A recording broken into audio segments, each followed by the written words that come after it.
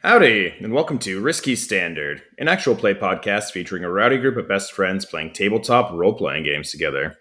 I'm your host and GM, Mitch Broesder. You can find me on Twitter at MagnesiumB, had to think about it. And you can find the show on Twitter, much more importantly, at Standard Risky. Also had to think about it. With me today, I've got Peter Loftus. Hey, I'm Pete. I'm also on Twitter at Chip Enjoyer. We've got Malcolm Hall here. What up? And we also have young Timothy Mans. Hiya. Yep. I'm here, ready to play, ready to slay, as the kids would say. All of the kids I don't know if they say that. Yeah. And this is also the first episode that we are recording since we launched the podcast last month, but probably not last month when you're listening to it because of how time works. So big shout out to everyone and anyone who has been listening. We really appreciate it. And if you're still listening to it when we've published this, thank you very much. Know that we're currently in Beverly Hills in our podcaster's mansion. The Risky Standard media empire is booming. Which brings me to the supplements, which everyone should be buying. Get your mech pills. Horrifying. And today we are continuing our campaign of Beam Saber by Austin Ramsey. Big shout outs also to Austin. As always, you can find him you can find the game over at his itch.io page and find Austin himself over at Twitter at NotAnIn. So yeah, let's get back into it. It has been like a minute since we have actually last played this game, so we were all kind of getting our sea legs. Is that a thing? Sea legs, right? It is. I was going to call them ship legs, which I don't think is a thing. No, Mitch, those are legs made out of ships. Okay. We all know that. And that's a mech. So when we all last got together, the squad had just received a new mission from your handler, Troubadour.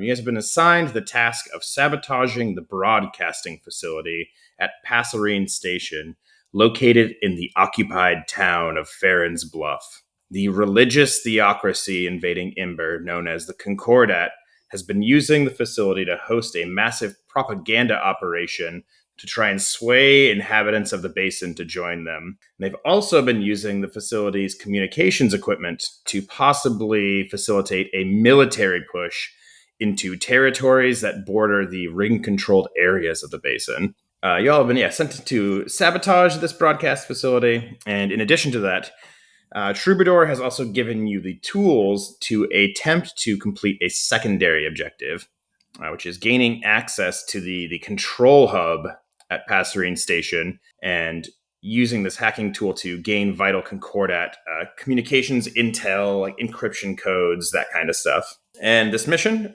is all possible because there's going to be a large dedication ceremony happening in the occupied town of Farron's Bluff for a newly built temple by the Concordat, which is going to draw away a lot of the guards and a lot of the civilian populace away from Passerine Station, giving you all a window of opportunity in which to try and accomplish your goals. So in our last session, we did some information gathering and just like general prep for this mission.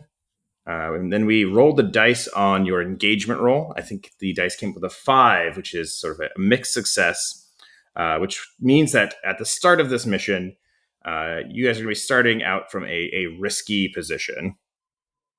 And so the basic plan that you had pitched, and correct me if I'm wrong on this one, but I think the basic plan here was that utilizing your knowledge of a nearby caravan of the nomadic shepherders called the Drovers and their giant triops herd, you were going to try and send a stampede raging kind of through the town, through this temple dedication ceremony to distract from your infiltration and sabotage of Passerine Station, which is kind of located right outside, right on the edge of the town.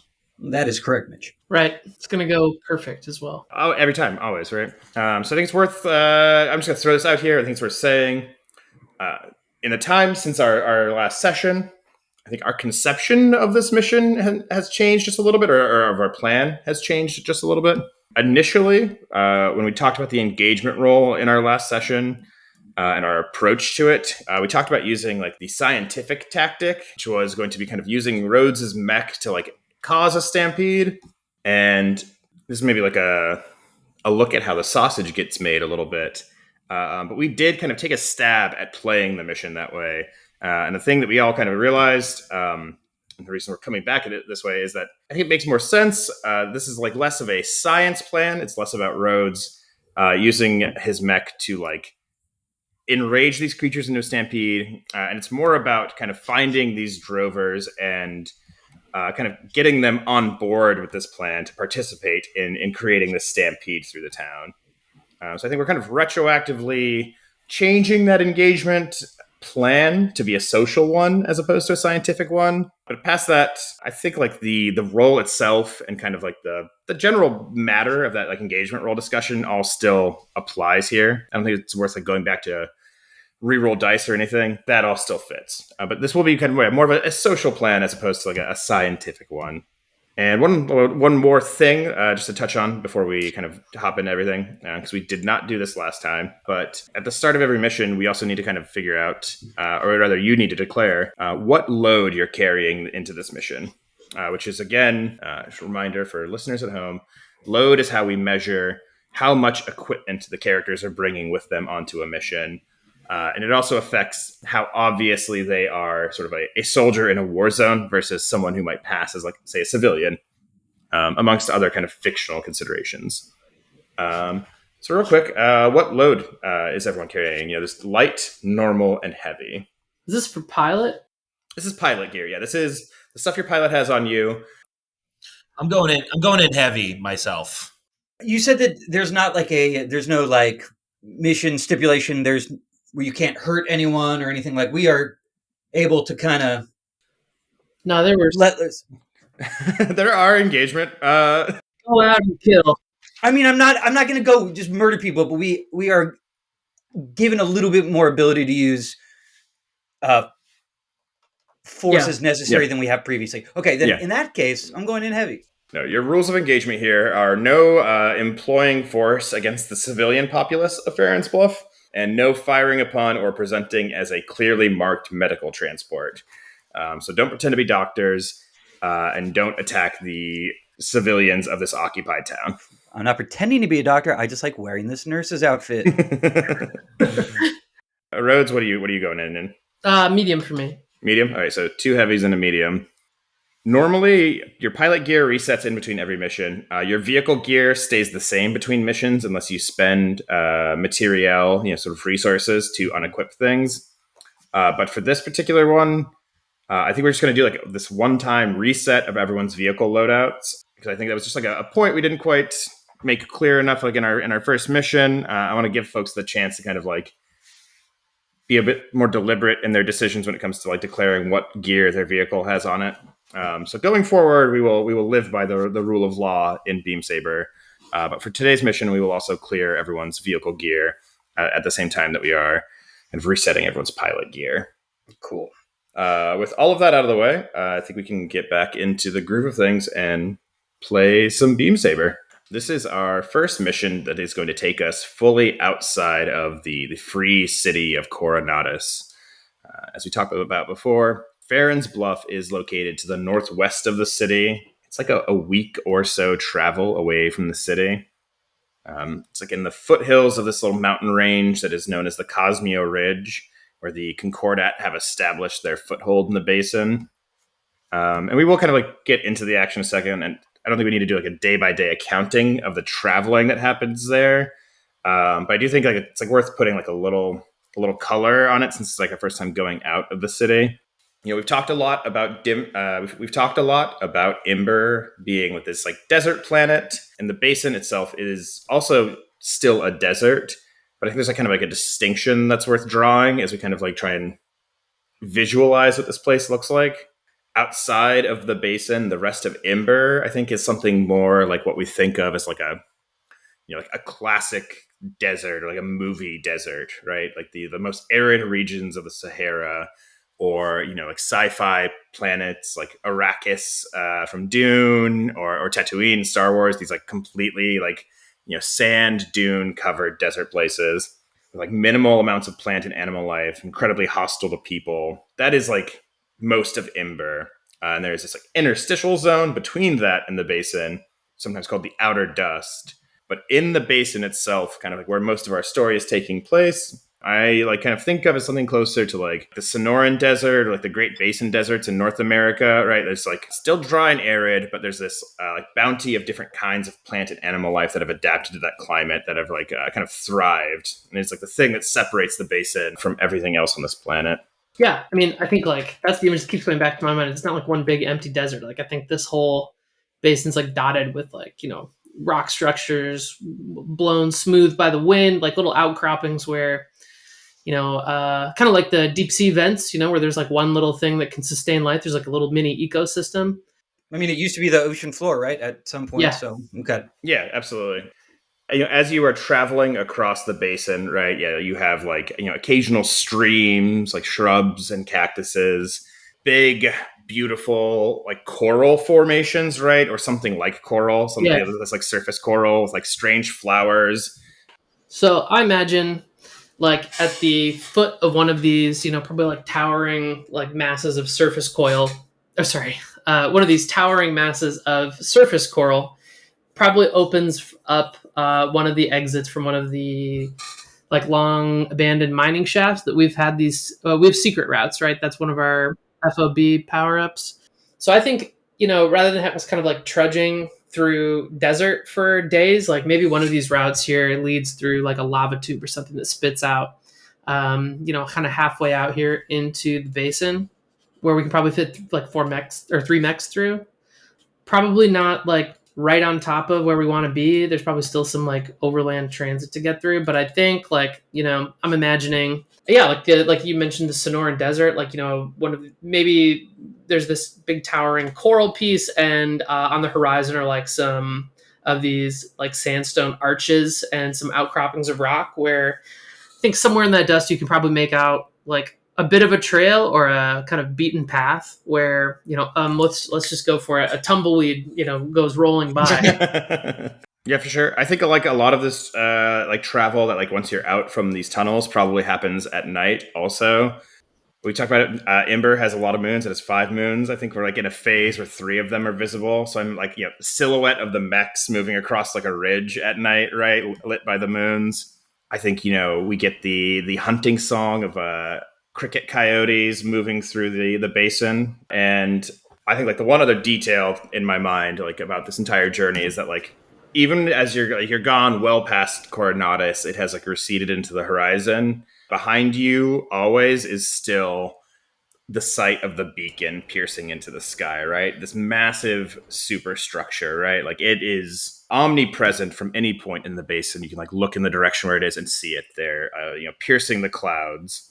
And so, maybe we join the crew. I don't know if we want to move into a scene here, or if we just want to talk about what your plan is, because basically we are looking for the drovers, right? That's like kind of the next move, right? Mm-hmm. Is Rhodes. You talked to another former drover when you were in Coronatus. Yeah, Utah Alexander. Yeah. Didn't really succeed in getting any like finite detail. But I think we established there are going to be some of them nearby here, right? Like that was, I think, the thing that we did to kind of lay down is that like you didn't get like the personal connection. Like you didn't get like, oh yeah, go see old Ted. He's over here. I don't think any of the drovers are named Old Ted. That was just the first thing that came to my mind. Old Ted. You didn't get an introduction, but you did get like a confirmation that this time of year around out there should be a caravan, right? I imagine. So you know that there will be a group to find in the area. And between that and like your previous history with the drovers, your knowledge, I think maybe you got some maps also from Utah. Yeah, we got like an old one. Yeah, I think I have to totally relist it, but like, that there should be a group out here. Yeah, so I think like maybe on this horizon here, I do like the shot of 3 mechs. That's very tight. And just seeing like the 3 of them together is cool. Just be like, Car to Des, hold here for just a second, and I'm gonna pop the like cockpit hatch of the Redshift open, And I think Rhodes like climbs out kind of like 1 foot on the edge of the edge of the cockpit over the controls with like a pair of binoculars in hand and a map in the other, and is like kind of just scanning the horizon. It's like, evening, early moonrise. Probably gonna need your help. I think he's like maybe kind of trying to like be like, yeah, like it's supposed to be here. Like this is the where plan. are they? Hey, this isn't. It's more art than science. Okay, the drovers aren't out here to be found. They're not actively advertising. It takes a little bit of work. But you said that we could find them here. We'll find them. All right. It's one of those things, can't find them unless you're not looking for it. Are they actively hiding, though? Well, hard to say. I mean, back in the day, I don't think they would have been real easy to find, but got to keep in mind, this is a new generation. These guys are used to going where they're allowed, not where they choose. Has Rhodes made it clear yet at this point that like you used to be one of these drovers? Like this was like a thing you did for a while, right? Like A couple of decades. Yeah, a couple of days, so like a good length of time. I think we talked a little bit about it when I went to go meet an old contact. But again, like it's a different era now, Like the lifetime ago that Rhodes spent as a drover was on a very different Imber. I think even in the way that the desert has changed, right? Like if this planet's going through like active desertification, I think like once you probably see even free roaming herds out here, and less and less. I think there's less and less wildlife all the time. So I think like again, would probably like buckle down and be like, Carta, do what you can to keep an eye on that horizon. I'm pretty sure this is the path on the map here. And I think we're just kind of like tessellating like the map in hand, turning it side to side, looking in. I think maybe manages to figure out like on that map somewhere that you can make out this like kind of towering like mound of surface coral. And it looks like this path kind of like leads on for another, I don't know how many clicks out towards Farron's Bluff. And along that way, I probably tell you guys this too, that there's 7 standing stones, the 7 sisters up this way, a very old drover spot where an old drover camp used to be there, a well too. So most of the time these are built around water. So if this map holds up, I'm guessing that's where this group's probably hold up. Yeah, a paper map. That should be really good for us. Really, really good. It's an old culture, my friend. All right, old man. Before we like head right there, I think maybe it would be good to do like a top level like quick refresher on like who and what the drovers are, because like we were talking about a lot about them, but I don't think we've like really. I don't know that we talked about them a little bit last episode, but I don't think we really like gave like the full like pitch of them necessarily, right? But they are like the drovers of the outer dust is like what we have them written down on our like squad sheet. And they're like a big part of Rhodes' backstory. So Pete, definitely. Yeah. So, like the drovers themselves, I think, were kind of like it's not like it's one sort of like ethnic group or just like one particular identity. I think the drovers are a culture on Imber of kind of a nomadic, like I keep kind of coming back to like Bedouin cowboy kind of thing. Like they're, not really like mech pilots, but they're out here in the dust, usually like kind of herding these giant tribes along these big drives to, along their migration routes. I think they are like pseudo mystics out here, really kind of embedded in the belief that like Imber is a living planet, right? That like these like natural processes that have shaped this world are like inherently tied into these creatures. So they make their way across Imber, crisscrossing the dust. And at one time, I think that people even like made pilgrimages to Imber, like drovers were kind of like a folk story kind of thing. Like people wanted to be them. So they attracted people from far and wide, people who kind of fell off the beaten trail. I think probably was like something of a refuge or like a place to run away to when Imber really started going through like a colonization push. So, you kind of imagine them as like a patchwork quilt of different species and peoples, all kind of like bound into this one kind of common identity here to, ferry and shuttle the triops across the desert. Yeah, one of the things I have written here in like my like little like set of notes here is like capital F fundamental ecologists, people who are like studying, like you said, like the kind of like the living planet of Imber and its like fundamental nature, and also kind of like the status of the basin, right, as not just like a unique ecosystem, but like a fundamental miracle. Capital F there again, right? Like the existence and the continued existence of this place as something deeply like spiritually powerful and important, and also like directly tied to the power of the fundament. Yeah. And to that end, I think like there's also like ecologically here, right? Like this continued and uninhibited migration of the triops is also fundamentally important to preserving this like miracle ecosystem, small and big F here. Mm-hmm. Yeah, I mean, I think they sustain one another, right? Like the triops like keep the drovers going, and the drovers keep the triops going. Yeah. Worth mentioning, I suppose, too, is like we've talked a little bit about Imber being kind of like dotted with the remains of these first era ruins, having some of them like with some kind of active, like fundamental relics going on. I think the drovers themselves also are like acutely aware of this, even like some of their more frequent like habitations being in like recovered ruins or kind of adapted like first era ruins. I think it's probably worth noting like the dust itself is fairly difficult to traverse. Like the drovers themselves have kind of a innate knowledge or a particular cartography of this area, and thus elusive. So there's the challenge. Okay, it's not me. It's actually they're pretty special. So I think that to that end, it is when we're saying you're moving in the mechs, right? Yeah. I think you are, headed in the direction of this landmark, the Seven Sisters, right? This like semicircle of natural rock towers that is like the marker for this post. I think it is like as you are kind of approaching this landmark.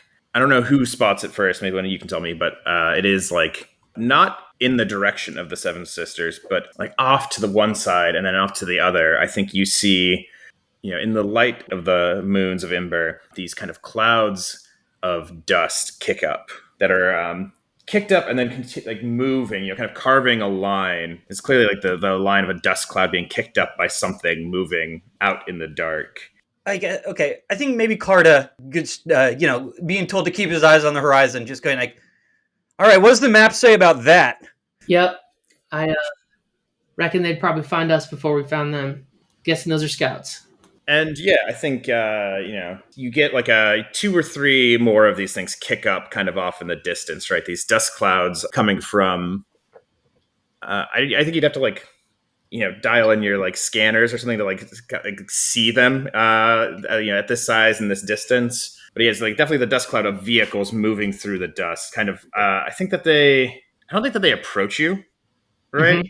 Just being like wide berths around. Yeah, exactly. I think they're kind of like cutting these like wide circles, like kind of off on either side of you, clearly intentionally, I think probably making themselves seen. And also like, seeing what you do, what your intentions are. Yeah, I think it'd be like, nice and easy, boys. Just keep on course. Don't get too itchy. We'll let them come in and see what they do next. Sneak right up on us. No, if they were sneaking, they'd be on top of us already.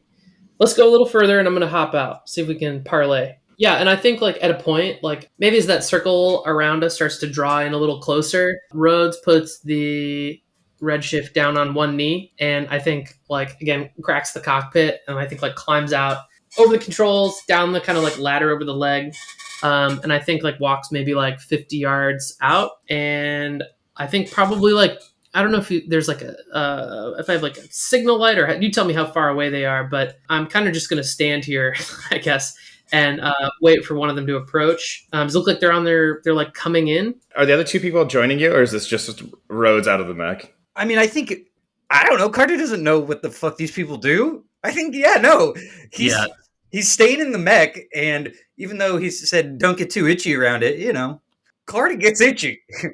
Same with me. I'm just I'm just looking at my monitors. Just trying to see what's going on. I'm not like really trying to get out and say hi and show these strangers my face. Yeah, that's all right. I think like Rhodes is even like as he's walking out, probably talking to the two of you on like the throat mic, and be like, "It's all right. Should be fine." I mean, I don't think they're on a shoot on sight order, so I'm just gonna raise my hands, walk out, let them know we're not looking for any trouble. This should be okay. Don't worry. So yeah, I think that these like dust plumes like come a little closer, and then stop kind of on the periphery, right? Like right on the edges where they're still kind of indistinct. All except one. I think one of them cuts in closer, and then as it does cut in closer, the volume of this dust cloud like lessens, and as it approaches closer, we can see that the thing that is making this dust cloud is a rider on a like hover bike. I think you would know this, Rhodes, right? This kind of bike is called a dust cutter, and I think you would also know that like this group this caravan you're looking for, they share the name of that, right? Like the dust cutters, and so I imagine it's like a single individual like coming in on this like. What are they? In Star Wars, they're swoop bikes, I think. And I'm also thinking a lot about like sparrows from Destiny. This kind of like rust brown, like almost more frame than like vehicle. It's just like, like bare bones patchwork kind of like hover machine with just like this big array of fundamental thrusters on the back end that is able to kick up these just huge plumes of dust as this thing comes speeding across the land. Yeah, just sitting on a turbine. Yeah, right. Just a jet engine and like a frame, basically. This dust cutter pulls its way in. I think maybe on the front end of this one, like two curving horns, right? Like coming right out from the front of the bike, which we would recognize visually as the horns of a triops, right?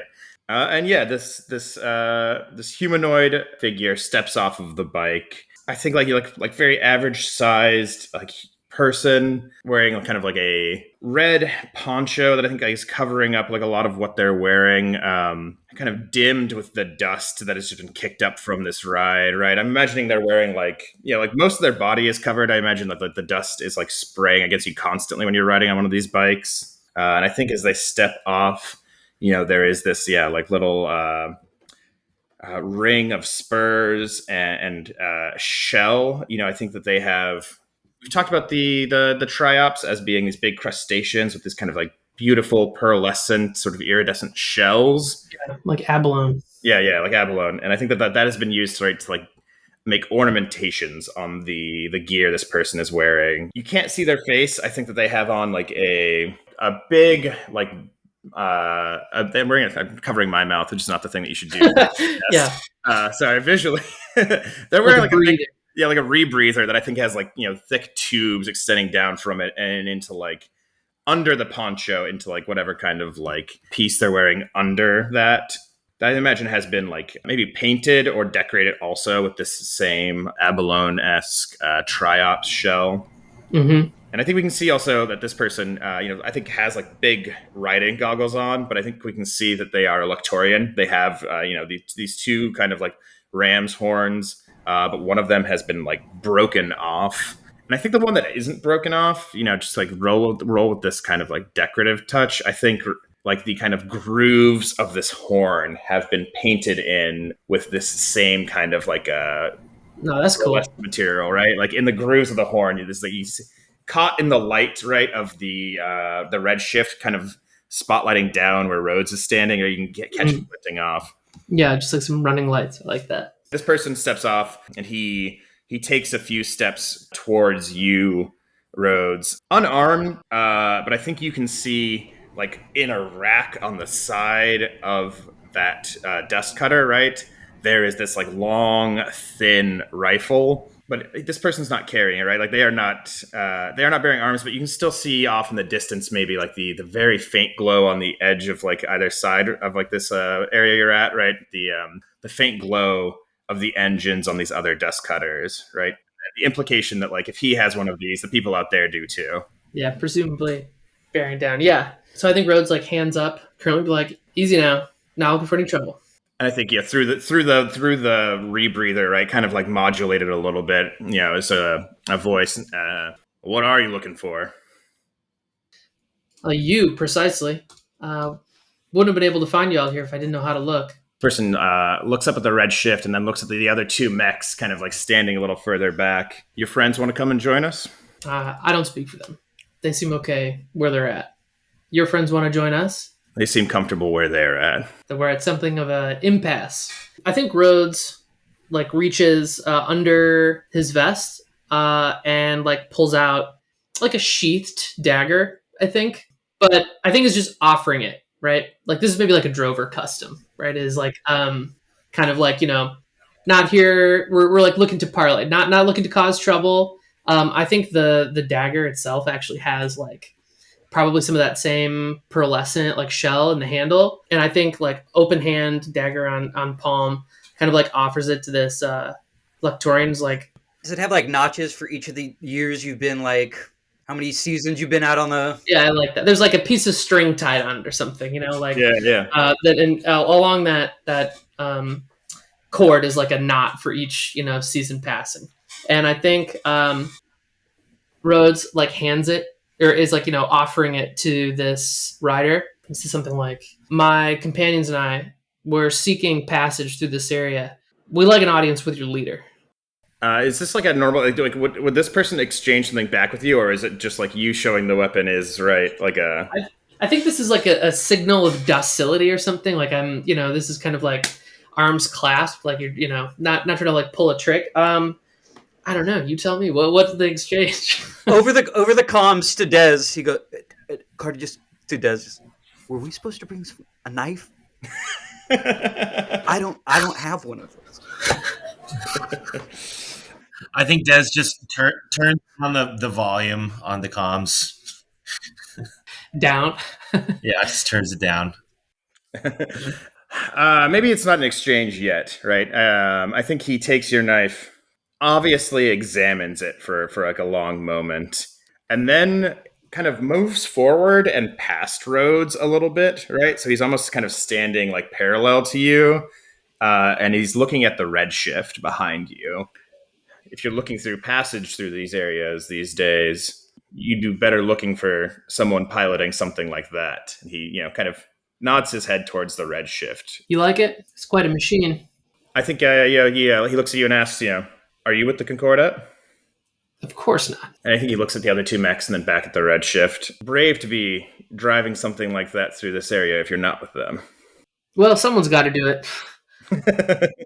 I'm sure you've noticed a lot of activity in the area. Not all of us are quite as in agreement with the Concordat developments here. You have a transponder on you? Yeah, right. Yeah, absolutely. Yeah. I'm like I can talk like a radio transponder, I assume. Yeah, right? yeah. Right, like a shift of the poncho, and I think we see like a big clunky curled antenna, like kind of like radio receiver on his belt. Yeah, I'd be like, that's right. Yeah, pull it out, flick it on.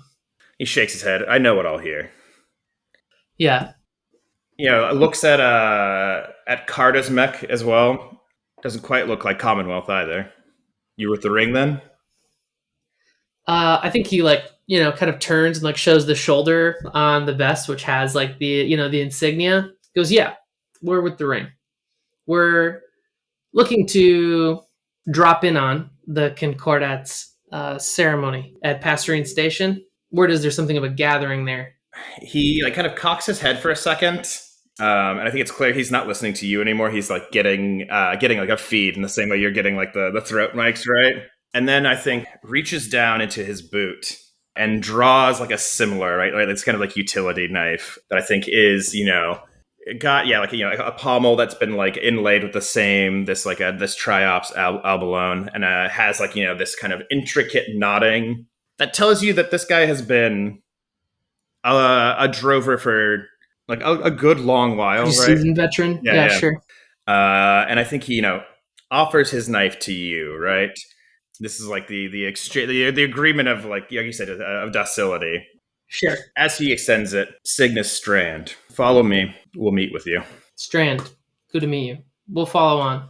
I guess I'm going to hustle back to the machine. He hops on this dust cutter and kind of like guides you all in closer to, I think you end up like pulling off somewhere that is not quite at like the encampment, but is nearby, and then hops off and it's like, mechs are parked here. We're walking the rest of the way. Sure. Your giant war machines to our encampment. Maybe we can at least see it from here. Yeah. And, I think these bikes follow alongside you the entire time, right? Like you're not left kind of unattended. And yeah, I think after that, we can kind of like cut to this, right? The group walking into this like encampment. in the moonlight, we can see kind of like further off in the distance, like the rustling shapes of these giant triops, right? Like occasionally big shells capturing like a glint of the moonlight. This place, this encampment, I think, like you said before, is probably not like a permanent settlement, in that like there's not like people living here year round.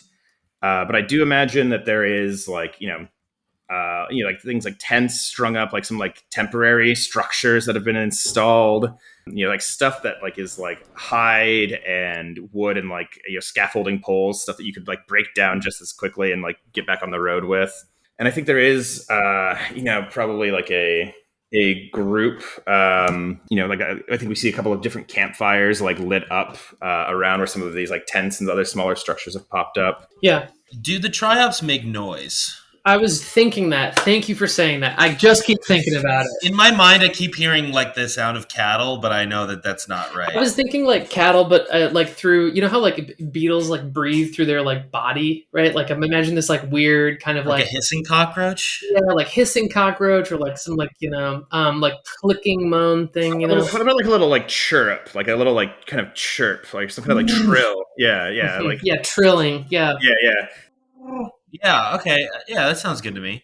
I think you can hear it, like echoing it around these like little the semicircle of standing stones here, right? Send us your best triop impression into our inboxes. That is riskystandardpod@gmail.com. So you can just drop us those triops impressions, and we'll make that a permanent sound effect. I'll just drop Pete's number at the end of the episode, and you can all call him and just leave him voicemails. Go ahead, text me what you think. Yeah. But where were we? Yeah, I think like as we're kind of getting led in here, are you guys out of the machines yet? I think like I'm coming out of mine. I think that's like, okay, we're in, it's safe. Like, all right, I think that like whatever OPSEC sort of front I felt like I needed to put up for a second, I'm gonna let that go, and like we're good. We're in. Like we're gonna talk now, and like it'd be weird for me to sit in the fucking mech the whole time. Like who do I think I am? Arms crossed. Carter's walking around like a cartoon cowboy and kind of like tipping in a cowboy hat he's not wearing, trying to like be cool with it, looking like a dumbass. Yeah, there's not a choice either here, I would say. Like, I think, if you guys don't get out even quickly enough, I think like probably Strand, when you have arrived at this kind of like stopping point where you walk the rest of the way, like would say or intimate like all of you are coming. There's no one gets to hang out in their giant war machine nearby our encampment while we do, while this happens, right? I think as we're like on the way in, Rhodes like kind of turn to Carter and Des, be like, listen, only thing I can tell you with dealing with the Drovers is just try and be as respectful as you can to their customs. Very ritualistic based, no lying, no like Carter, I'm looking at you, no tricky stuff. Okay. They're, I think, a little suspicious. We got this far. They'll try to let me lead on this, but be honest, be yourselves. Because they'll see it if you're hiding something. For the record, I don't do tricky stuff. I do cool stuff. No cool. No tricky, no cool. I love that your go-to is Carda and not the professional thief also. Yeah. Des can at least mind his own business. I'm not so worried. Yeah, I think, Cygnus Strand leads you into this camp. And I think, as you arrive at this kind of like this nearby spot and like make the walk there, I think these other bikes that were hovering off in the distance, these have like come in close as well, right? And we've got like 4 or 5 other riders on these dust cutters who are all kind of like, I think it's very similar, this kind of like riding garb, right? I imagine like heavy gloves and boots, ponchos and masks. And I think everyone's got like, we talked about this a little bit, like, mask decoration and variation being kind of like a demarcation of like an individual, like an individual's way of kind of expressing themselves or like being kind of like important to these folks. How many people are here? So I think as we walk closer to the camp, right, and we see these tents, and we see like the, we see more people who are not dressed like kind of like in this riding gear, right? We see folks who are like in regular clothes, right? I think like a lot of like ponchos, and I think like loose fitting, like robes and cloaks and things, like stuff to like good for the desert cold, but also good for the desert heat, and a wider variety. I imagine it's all like slightly younger, fit people who are riding these bikes. I think we kind of see that there are like older folks and younger folks too amongst this larger gathering of the caravan. I would guess that the caravan is like, I was kind of thinking like 100 something people all together, right? Like not just like, this is not like, like 12 drovers, right? This is like a caravan and like a big herd of triops. Like the triops themselves, I think, are kind of like a little further off from the main part of the camp. Mm-hmm. Yeah, like huddled in around the rocks and all that. Yeah, so I think like probably about like 100 drovers all together here, and yeah, so I think Cygnus eventually brings you into the camp, and absolutely right, you're like getting eyes from like a ton of people as you walk through. Like this is not a normal occurrence, and I think you're kind of brought into the center of the camp, where I imagine there is kind of like a larger kind of circular tent set up, kind of like a meeting house. And you are brought into this meeting house. Strand leaves you in there for a moment, like tells you, stay here. And I think, there's another beat here, a moment where like, you can see the shape of two drovers who are standing outside the kind of the entrance to this tent. I think the tent itself probably has like, there's been like furniture set up in here. There are like tables at the back, I think with like, more of these like paper maps spread out. Also, I think like, I don't think of the drovers as like a technophobic people. I think there are also lots of like little machines and things in here. And I think there are seats and cushions, like places for you to make yourselves comfortable. This is like a space that could probably hold definitely not everyone that's in this camp, but like, a larger assembly of like people for a discussion. Probably like you could fit like 30 people in here. So you're like a little kind of like in this kind of space that's usually meant for a larger gathering.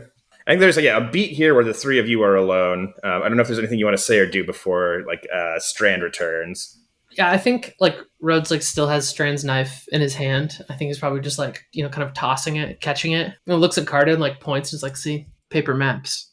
I told you, it's legit. Yeah. You said there used to be more than this? How many more? This looks like a lot of people to move through the desert. And they do this not being, I just don't know how they do it. Under the Concordat's nose? They're hidden. More back in the day, I don't know. Different, certainly. This is a different thing. When I was young, the drovers were more independent, I guess. Less fearful, less skeptical. It was a prouder creed. Venerated, even. Taking cues from you, cowboy. I think at that moment the like entrance to the tent darkens again, and I think we get like a three figures who come back into this tent. I think we have Strand again, and then I think Strand is like flanked by two others who are approaching with him. I think there is a woman who is wearing Strand, like I said, has been wearing this like kind of like riding gear, like this poncho. I think she is wearing kind of like these like hooded robes.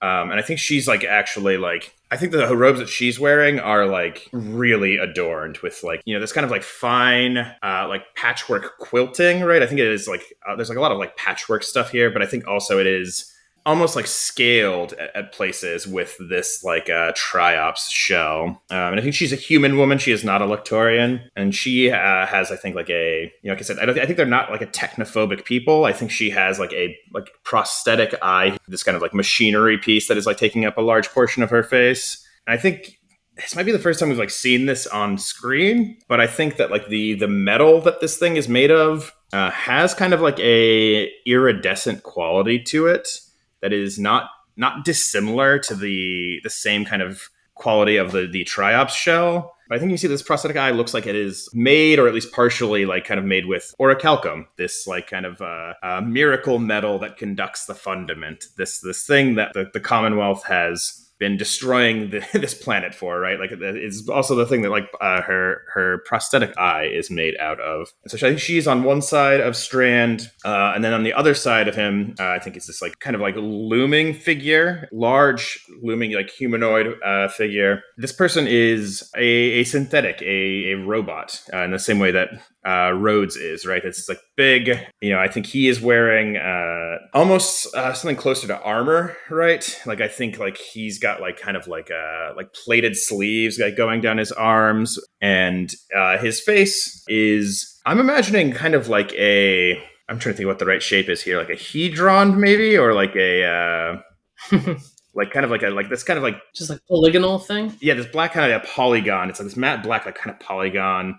So, kind of carbon fiber-esque diamond-shaped head.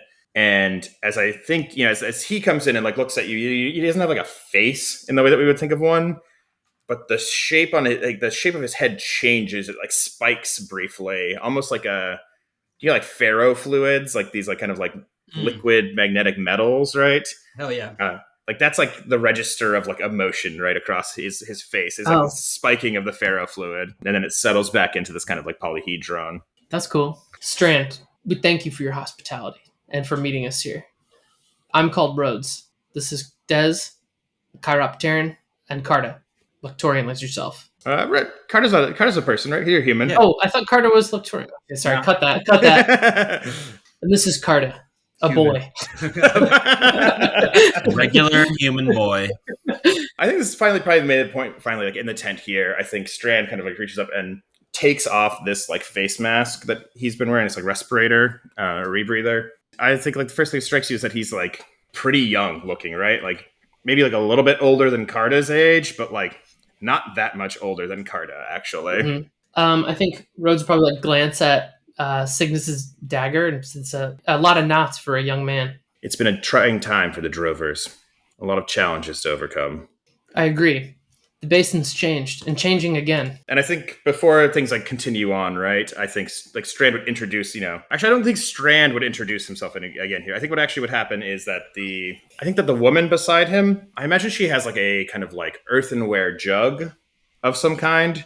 And I think there's probably like a sharing of water here, right? Like you talked about ceremony. I think before this can like start in earnest, right, there is a passing of like, triops shell bowls, like shallow bowls, and like a pouring of water from the spring that is kept here. This is like not an important thing. I do think that the Drovers have like aqueducts that they maintain that like feed these springs. I got like in a deep wormhole reading about like Coronatus and like to these kind of like really interesting like irrigation, like these ancient aqueducts that like conduct water across like all kinds of like different like desert areas. And so I imagine right that there is like a sharing of water. And I think that this woman would be the one who would introduce herself and I think reintroduce Strand. And I think she introduces herself as she is pouring these water, like the water into these bowls. This is Sojourn Vale. She is the keeper. And I think she pours water out for Strand, and it's Cygnus Strand who is the driver, and this is Chiton Paul who is the quartermaster, and these are like the triad of this caravan. And I don't know if this is how things happened in like the caravan that Rhodes used to go with. Maybe this is like a different thing for him, or maybe this is something he's familiar with. But I think that these three are like the kind of like triumvirate of elected leaders of this caravan, right? And each of them is kind of like, there's like a purpose here, right? And I think this woman, Sojourn Vale, is like the kind of the spiritual leader of this troop. And in the same way that like Cygnus Strand is the driver, is the one in charge of like the route of the journey. And we see this other Chiton is the one who keeps the supplies. And I think also just kind of like an assumptive, like, I imagine this guy Chiton has like a huge, like a kind of like pistol or something on his belt, right? Like something that is like, it's definitely like a big revolver with like the abalone, pommel, right? And I think, he is the quartermaster, but I think that also implies some kind of like security function as well, right? Like he is a guard of this thing. And it's like only until like, the water has been poured and everyone has kind of like shared water and like sat down. It's just probably not a fire if we're inside, right? But there's probably some kind of like something, kind of that you sit around in the center, some kind of die or like a apparatus that is like a focal point for conversation. And I think once that has like been passed through, I think Cygnus kind of speaks up again, and he looks at the three in view and he says, this is not the usual kind of interruption that we've had our nights out here near the Cosmeo Ridge. You said, well, why don't we start over? Why don't you tell us, what exactly do you come to visit the Drovers for? What do you want from us? Why would you come creeping into our camp at night? We meant no offense. We came as friends. You hold my dagger as I hold yours. I think Rhodes puts real clearly, but you're correct. we are here for a purpose. And I think pulls out like his own transponder, little like radio receiver. I imagine it's like kind of like the size of like one of those old like razor phones, like it's real small, you know. I think like clicks it on, and like, you know, the tinny voice of that Concordat like transmission kind of starts droning out, you know, the same kind of like sermon we've been hearing. And I think he like throws it, you know, tosses it down onto this dais in front of us as we're speaking. And come unto ye the light be bright. I'm sorry, I'm just doing a little. Oh, great. Yeah. We can layer in whatever. And I think Rhodes kind of lets it play for a second and says, the sound you're hearing now is the sound of a sickness spreading across the basin, fast expanding. The Concordat won't be satisfied with Farron's Bluff, and they won't be satisfied with Passerine Station, and they're not going to stop at the basin either. They won't stop until they've consumed this planet and turned it inside out, stripped it of its mystery and laid bare its wealth. We're here to at least stem the infection, slow the tide. And I think we may have a mutual interest. I can't imagine you're content to live like this, hiding among rocks and crags. I was a drover once, if you can believe it. I know you've seen the dagger. I was a soldier once before then. And what are you now? A friend, I hope.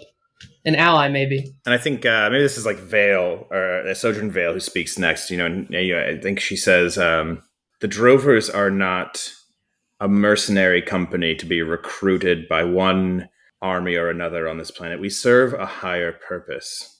If you're here to try and convince us to join the ring, we've heard the argument before. I wouldn't waste your water on that. We too serve a higher purpose. A free Imber. A place where drovers, free men alike, are able to choose their own path, just as you have. Although, I must say, things have changed since I was a drover. Once this was a proud culture. It pains me a bit to see it as it is today. This is pretty impressive, I'll admit. Over 100 here. Pretty sizable population, but how many of you are, like yourself, Cygnus, holding on to something as tightly as you can? Be ashamed to let it slip away. We need a favor. Okay, yeah, I was gonna say, I think you're right. It's like, I think maybe this is like the quartermaster here is like, we're 100 strong. You know, half our number are the elderly or children. We are not soldiers. What would you ask of us? We need a distraction, a grand distraction. I think all of their eyes shoot to you, Des. Right, like Rhodes has really been leading this conversation. And I think Cygnus, looks at you and to what end? We need a grand distraction, more grand than the preacher and his sermon. We seek to topple them off their mount, for one. Know that we'll do this with or without your help, for you, for your benefit. The ring and the drovers, we have the same interest. Ecology is one of the tenets of our creed. That's fun. That's an interesting. I guess there's a question for you: is Des playing a part here, or is this like a thing Des believes? We haven't really talked about Des's relationship to the ring that much. No, he's kind of playing a part right now for sure. Okay, yeah, okay. He's being a little vibing. He's vibing. Yeah. Yeah. I mean, I've picked up enough of this. I don't really know how he feels about it. Yeah. Probably not super serious about it, but whatever. Yeah. We know you have your own interests and goals, and I'm just curious. Yeah, as we and that's number one. That's numero uno, baby. Yeah, maybe this is like is this time for the roll? Right? Is that where we're at? You think, or I mean, maybe. I think right? I would add like one more thing. Yeah, right? Go for it. Yeah. Like, you do. We need a favor, but I think the real question is like, what can we do for you? Because I know that Farron's Bluff used to be a way station, a drover town. I guess would turn to Cygnus again, like, and you, driver, are you content to go where you're permitted to drive your herds where they're allowed to pass? Or would you restore these great beasts to their once ancestral routes as they are owed? I know what this is, right? I think Cygnus would pushes aside the transponder that's on this kind of table in the center, right? This like stone die that is there, and I think reaches under his poncho, pulls out a paper map, baby, and rolls it out across the table. And then I think, with Rhodes's knife, points to Farron's Bluff, and then points into like the foothills up to the north beyond it, like right at the kind of the base of the Cosmia Ridge, the mountain range that runs to the north. Yeah, Strand says, there's a passage in the mountains north of Farron's Bluff. You're right. Farron's Bluff used to be a way station. We would stop here before continuing up into the mountains, into the caves there. Knife points yet to like, into the foothills, and I think there's a marking already on this map of like this cave entrance that he's talking about. In the systems there's a spawning pool, a place where the hatchlings stay until they're ready to come out. We've been trying to make our way north up into the mountains past Farron's Bluff for, maybe it's been like over a week, right? Maybe like 2 weeks, for a time. But the Concordat, their new regulation, their new ordinances, they've stopped us at every turn from traveling further north into the mountains. The time for spawning is soon. If we're not there, there will be no one to greet these new triops into the world. I don't know what research you've done, what you know. There's a machine they fly over the area here. Anytime we've tried to sneak in, dead of night, middle of day, they've caught us. They've seen us. They've sent us back. Carter speaks that. All right, I might not know a lot about triops, but I can tell you, if there's something that's up there keeping an eye on you, leans on his gun, I can take it out. It's going to be clay pigeons. And if that's what's stopping you, it won't be for long. I think Strand says, if you need a distraction, then we need a distraction as well. Whatever you do needs to make enough noise to let us move our caravan past Farron's Bluff to get into the hills, into our caves. Once we're past that, hiding from the Concordat, like we know the mountains, we'll be able to stay away from them. It's this kind of run across the empty landscape up to the foothills that has prevented us from doing so. What's your plan, right? What's the pitch, right? Yeah. So I think like Rhodes would step up to the map here and kind of like spell out some of this, right? Yeah. That well, I think this might be time for the roll. I think is like sure. right, pitching the ambush, or not the ambush, rather the stampede and the kind of like the subsequent action. I feel like this to me feels like the roll. Yeah. I think the roll here is also. This is like a setup action. I think it's like a setup action for whatever your next move is, right? Whether that's so we can talk about this plan a little bit, right? But I think one of the big parts of this plan that we talked about last time, I think that's still the same here, is that like this is the stampede is a distraction so that Dez and Carta, or some combination thereof, can actually get into the facility and do the job, right? Mm-hmm. And so this is maybe a setup action, or like a setup for whatever the first roll one of them makes towards accomplishing that goal. Yeah. I think the like thing I would put to this triumvirate here, right, is we'll do one better than like obscuring your drive around Farron's Bluff, and we'll cut straight through, right? That the Concordat is not expecting anything. They'll be drunk on their own zealotry. They're going to be busy drinking deep from their own well. We have an opportunity to drive straight through town, remind them in the only language they speak, right, the language of control, that there are other forces here on the bluff that have been here for longer. And I will draw out any, attack, like enough time to get them through and up to the mountains. We'll defend them while Dez and Carta accomplish our own mission, and we'll be on our way.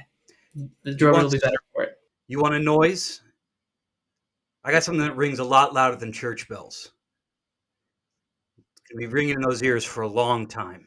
A long time in a way that people don't forget. Hell yeah. So let's talk about what this role is, right? This is, I think, like I said, like a setup action, which is a kind of action I don't think we've done yet. But basically, it's still going to be a role. It is going to have like position and effect. But if you succeed in this role, what you'll be doing is you'll be giving an improved position or an improved effect to the next kind of big role that happens. I think, like I said, we're kind of setting up one of the other guys. The distraction that you're going to make with this will be the thing that kind of gives them a better position or effect to make their move on Passerine Station and on Farron's Bluff. So let's talk sheets. Let's talk about roles. Let's talk about who's rolling what here. Let's talk some shit. Yeah, Talking sheet. Talking sheet. Yeah.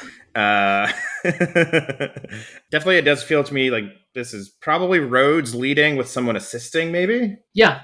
I mean, I think Carta gave pretty good add on there. I mean, I'm just pulling up the setup. Carta and Dez, I think, both gave good kind of pitches here. Yeah, I think we covered both ends of their concerns. I think if you both wanted to assist, I believe that is possible. Let me look at the rules real quick. I think the two people can assist if it makes sense. This could also be a group action if we wanted it to play it that way. What fits? I think either of those would make sense. I mean, it does feel like maybe. Well, first let's talk about what do we think this role is? I'll tell you what it feels like to me, but it might not be the thing that you want it to be. It does feel to me like a consort role, kind of. Yeah, I just don't have any fucking pips in consort. And that's brutal. Hey, but what a spirited pitch that was for having no skill in that. I know. Consort? I got one. You had 0. Okay, so maybe a group action is not a great idea. So maybe this makes sense. For you to lead Rhodes, and if folks want to assist you, yeah, I definitely feel like either way, you are obviously kind of the onus falls on your shoulders to make this one. Yeah, I agree. It does sound like consort, maybe sway. It doesn't really matter. I have no points in either one. I have one pip in command, but it doesn't really feel like command, unfortunately. Yeah, when you command, you force immediate obedience, and I feel like the approach that we took was. Consort is when you mingle with allies and acquaintances, you might gain access to resources, information, people, or places, which is, to me, feels like what this is. Yep, I think you're right. So starting out, I think this is risky, standard, consort. You have 0 dice, so starting out, before we include pushing, before we include any kind of collateral die or any kind of assists, it is risky standard, roll 2 dice and take the lowest result. With all that said, we can kind of go down the line. Does anyone want to assist? Let's handle that first. Yeah, I can assist. So that would be Cardus. You'd spend 1 stress to assist. Yeah, right. I'm forgetting. I'm already at 3 stress, too. I'm at 4 stress. Oh, actually, I'm sorry, Carta. It's 2. Did you... No. It would just be 1 stress for you. You only have 1 connection with Rhodes. Yeah. So it would be 1 stress for you, Carta, to assist Rhodes. Okay. Do you want to assist? Sure. Why not? All right. So that would bump it up to 1 dice. Mm-hmm. I'm definitely going to push. You're going to push? Yeah. So that is 2. If you spend 2 stress, that'll give you 2 dice right there. And I will say this, too, before we spend any more stress. I don't think that the consequence of failure on this roll is that the drovers don't help you. Because it feels like, just fictionally, to me, it makes sense that they would... I think you've done the work to make this happen. I think that the consequences of failures or mixed successes are related to outside factors or the level of maybe support that they're able to provide. But it's not about whether or not they will do it. Right. It's whether or not, something else happens as a consequence. Yeah. Just to be clear, that's smart. Yeah. I like this idea so much. The Stampede is such a fun thing, and I think you've made the case for it. I think the situation makes sense. I want it to happen, so I just wanted to lay out what the failure is here is going to be is outside of this tent in some way, probably. So it's at 2 dice right now with your push and with Carta's assist. I could offer you a collateral die here. For an additional, that would take us up to 3d6? That would take you up to 3. Or also, Des could assist you as well. I would allow that, but it would cost Desmond 2 stress to assist you because you raise your connection clocks with each other on your downtime when you cut loose together. So the collateral die is out there. I can make that pitch if you want to hear it. Yeah, I'd hear it just to save us some stress. Just to be straightforward, I'm not going to get fancy with this one. I will create a clock that is the town alert clock, and it basically will represent the military forces of the Concordat in Farron's Bluff, kind of being on full alert and sending out whatever they've got kind of held back or whatever sort of reserves they have or backup. that will all activate, and it will become a more tense situation. So if you want that die, I will create that clock and add 1 segment to it. Good chance that clock's going to go off at some point anyways. That just means it'll come off a little sooner. You know what I mean? Yeah, let's take it. What do you guys think?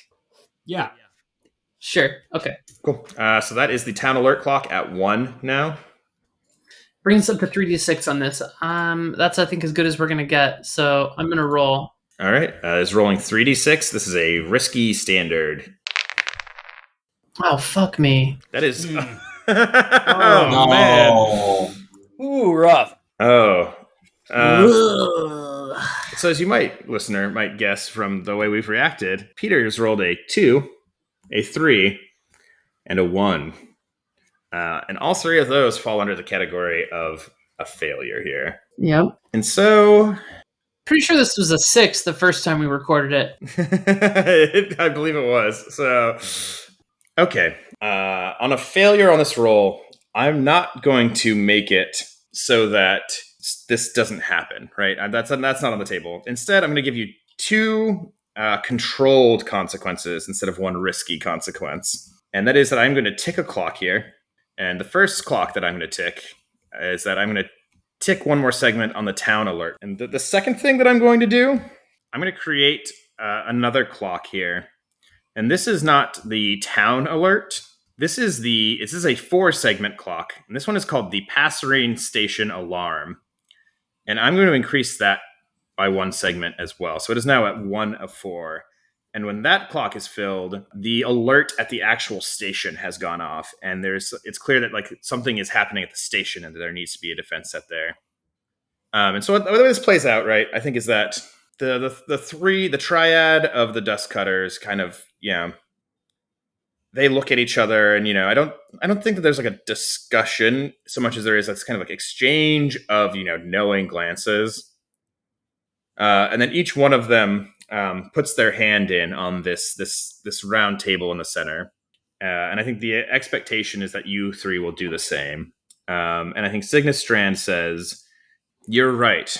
We can't just sit here hiding from the Concordat, and we can't just hope that this place, that Imber will get better around us without doing anything about it. When the time comes, we'll lend you our aid. We'll help you with your distraction, so long as you help us make our way into the foothills." Do you all agree to that? Is this hands in? Yeah. Yeah. Of course. I think there's a beat here, right? They're waiting for a response. Yeah. So it's it's hands in, and then you hear shouting from outside the tent, and I think as you I think Cygnus and the others make their way to the outside of the tent, and as you follow, you can see that the campfires are being doused, and I imagine that almost from nowhere, these bigger tarps are being pulled up over some of these tents that have the texture and look of like sand and stone or boulders, right? There's these kind of camouflaged, netting coverings that go over some of these things. But they're not breaking down camp, but they're suddenly hiding a lot of things all at once. And almost luminescent, glowing high in the sky, for a moment you almost think that there's one of the fourth moon has peeked its head out, right? Except that it's moving and it's so small. You realize it is this drone that they've been worried about. And I think the shape of it, right, is bone white. It has kind of a cylindrical body. And then it has 4 kind of engines or rotors that are coming out on either side. And this is, in your research, maybe you would have encountered this kind of machine. This is a Lepidoptera drone, right? So-called because it looks like a giant moth moving through the sky at night. And this is the drone from Farron's Bluff that is flying through the area, scanning and on its normal patrol run. But the reason that these clocks have been ticked is that I don't think you've been clocked. They haven't clocked you, but there's something unusual, and they've clocked the unusual activity. The armors. Exactly. The heat signature of the armor. Des takes out a remote and points it at the Mercuria, presses a button, and the optical camo turns on. Fire. Nice. Yeah. I mean, Cardus has got the ghillie, right? Yeah. And so that's why you're not discovered, right? Your cover's not totally blown, but it's going to lead to an increase in kind of security and concern on the day of the event, right? somewhere in like someone's going to review the log later and be like, unusual heat signatures on the perimeter in XYZ. And so because of that, because of this failure, you're going into a slightly heightened situation. Yeah, I like this image, right, of like the camp kind of in panic, or like this like rapid action. I think as we like step out of the tent, right, or the six of us kind of like exit to watch this whole scene. Rhodes standing next to Cygnus, I think, like turns as all this is happening, as we're Rhodes and I'm sorry, Des and Carter like quickly kind of like go deal with the machines. Turns to Cygnus, I think, handing his dagger back to him and says, "You have my word. Safe passage to the Cosmeo Ridge." And right, it's the exchange of blades again. The time for docility is over. Sunup is in 2 hours. We ride together.